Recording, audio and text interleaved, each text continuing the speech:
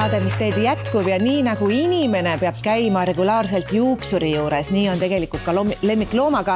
Tema nimi on Johnny. Tere, Johnny. Johnny iga 2 kuu tagant käib groomingus ja kuna minu sõbrad sõitsid puhkama ja jätsid mulle oma lemmiku, siis on täna minu ülesandeks Johnnyga minna hooldusesse. Oled sa valmis? Lähme! Tule!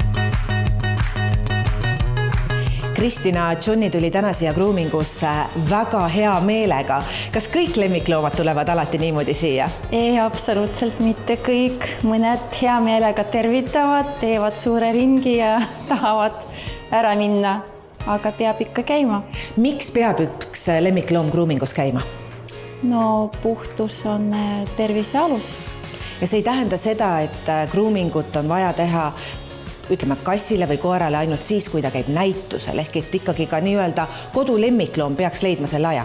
Ja omanik peab leidma selleks aja ja vahendeid ka, et raha. Mina arvan alati, et omanik võiks ise ka teha hästi palju kodus, et oma lemmiklooma karva kontrollida, nahkaseisundit kontrollida, küüned oleks korras. Paljud kardavad lõigata just küüned, sest on oht sisse lõigata. Juhtub groomeritel ka ja omanikul ka võib juhtuda, ei pea seda väga kartma, midagi loomaga ei juhtu. Aga kuidas nüüd Johnnyga täna siin hakkab kõik toimuma? Mis on esimene protseduur, mida talle tehakse? Kuna Johnny käib regulaarselt, siis me alustame pesust.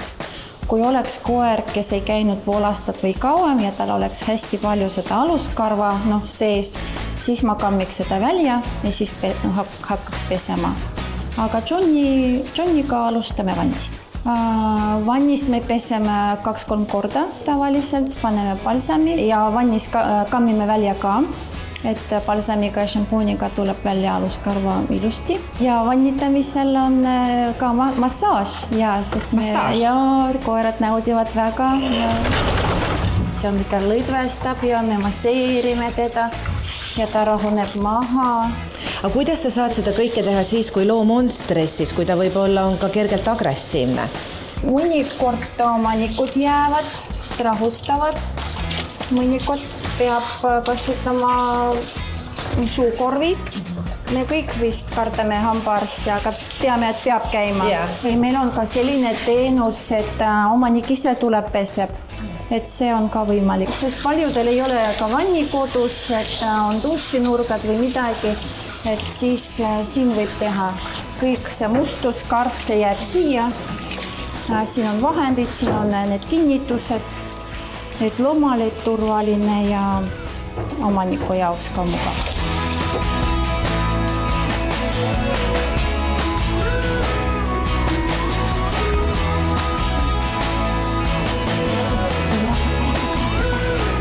Oi, kui tubli.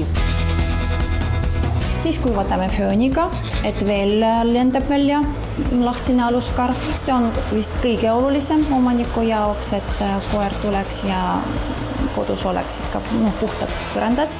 Selle föönitamise puhul ütleme, kui inimesed soovivad ikkagi, et mingi soeng tuleks, siis siin see oluline ei ole, et peas, et kuivaks saaks. See on minu jaoks on oluline. Iga omanik tahab kätte saada mitte võilille, aga ikka ilusa koera, et sile ja läigiv. Teeme soengu ja teeme küüned, käpalused hooldame, kõrvad puhastame, vaatame üle nahka, sest föönitamisel me näeme nahka, mida tavaliselt omanik ei näe karva all.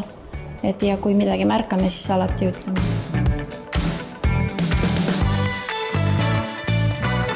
Nii, Kristina, John on nüüd valmis. Kes on ilus poiss? Ja ta ise on väga õnnelik. On väga rahul. Ta on tõsiselt väga rahul. Ja millised uued käpad? Ma olen varem ka kuldsetega kokku puutunud, aga selliseid nunnusid käppasid ei ole küll näinud. Ja, et need Grinchi käppad me tavaliselt kõik need karvad lõigame ära, et siia ei teki need lumepallikesed, mis teevad haiget koerdele, kui nad jalutavad ja küüned on ka tehtud ja lihvitud, et parketti ei kraabi, nii et ja Johni näost on näha, et on nii rahul ja tõesti ei tasu siis karta, et oma lemmikloom groomingusse tuua, sellepärast et see ikkagi tõesti on selline täiesti normaalne hooldus, mida lemmikloom aeg-ajalt vajab. Koerale on ka mugavam, omanikule on mugavam mitte ainult talvel, aga siis, kui on porine aeg, et need karvad ei too muda. See kõlab nagu uus Pet City slogan, et Pet City mugav nii lemmikloomale kui omanikule. Jah, võib ka nii öelda, jah.